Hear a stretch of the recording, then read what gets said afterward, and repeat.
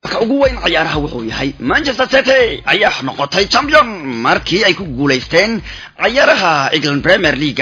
waa la garaacay United oo Thierry Henry ayaa gool ku qaaday kooxda ugu hooseysa horyaalka ayaana garaacday United oo West Brom taa ayaa ka dhigtay in champion ay noqoto City iyadoo baan u baahan in ciyaaraan isbuuca dambe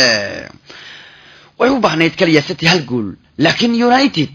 ayaaba dhaxda loo galay oo la garaacay marka waxay ka dhigan tahay City iyagu ba ciyaarin oo Spain la ciyaarin ayaba sida kan champion ku noqdeen United isbuuci dhawaa waxay ahaayeen kuwii dhaxda u galay City oo isiri yeenin ku dabaaldegina haddana iyaga ba ogolaaday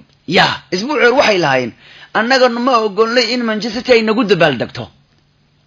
in hadda iyagu laga badiyay ayaa haddana dib u ogolaanaysa in City ay noqoto champion ka cusub 2017 ee Ingiriiska waliba markii ugu horeysay nin bidaar leh ama macallin bidaar leh ayaa taariikhda ku guuleystay Premier League waana ninka Pep wali ma dhicin nin aanu tin ku oolin oo Premier League kan u qaaday laakiin ugu dambeyn City Pep ayaa u qaaday koobka kan waana ninkii ugu horeeyay oo aanu batinta lahayn oo yacni bidaar leh oo ku guuleystay Premier League tan iyo markii la bilaabay koobkan 92 markii ugu dhawaa waxay ahayd Ron Sonder oo isagu timuhu ka sii daadanayeen isagoo bidaarta ku socoto Aston Villa u qaaday horyaalkii 1981 ninkii ugu dhawaa ee bidaar lahaa ee horyaal England ku guuleystay wuxuu ahaa Aston Villa ninkii uu tababaraha u ahaayo Ron Saunders asagu xitaa tinta ka sii bidaysay markaa wuxuuna ahaa horyaalkii 1980 iyo 81 marka ninka haba ugu dhawaayo madaxusna ka sii bidayba marka City xal sida bay champion ku noqdeen oo waliba shantii sano u dambeeyay waxa horyaalka Ingiriiska qaadaya kooxaha dharka baluuga City oo laba jeer Chelsea oo laba jeer iyo Leicester City bariyahan dharka gaduudan waa la laayahay sida Arsenal Liverpool Manchester United iskaba dhaaf dharka caday Tottenham waana waxaan bamaaray u heleen waliba Guardiola wuxuu noqday ninkii ugu horeeyay ee Spanish oo taariikhda ku guuleysta horyaalka England sidoo kale Pep Guardiola ayaa sida ka wuxuu gacanta ugu dhigayaa koobka kan isagoo 3 horyaal oo kala duwan hadda horyaal ka qaadaya wuxuu ka mid noqday 3 tababare oo horyaalada waaweyn ee qaaradda Yurub 3 horyaal ka mid horyaal ku qaaday sida Ancelotti, Mourinho iyo Guardiola oo iyagu 3 tababare ee 3 horyaal kala duwan champion ku noqday yacni horyaalkaba ku qaaday waliba waxay markii ugu horeysay oo Jose Mourinho uu ku guul dareysanayo in horyaalka uu qaado xil ciyaareedkii labaad uu ku xijoogo waxa lagu xasuusan jiray Mourinho waligii markuu koox 2 sano joogo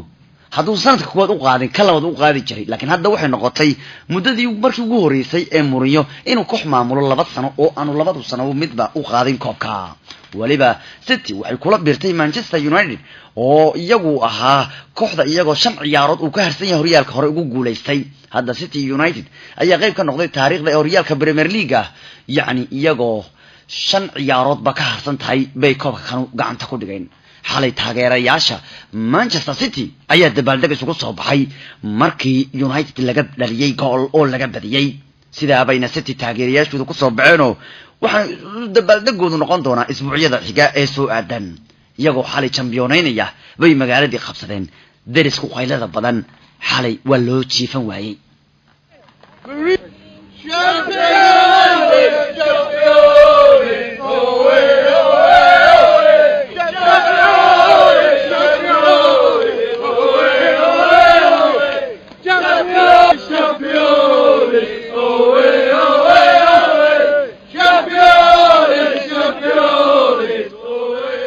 waxwaala City inuu soo maray sanad aan wax laga qaban karin oo dadku dhan bay cardaadiqad ka dhigayeen waxay soo bandhigeen dhiiranaan waxay soo bandhigeen kalsooni in maqaarka la garaaco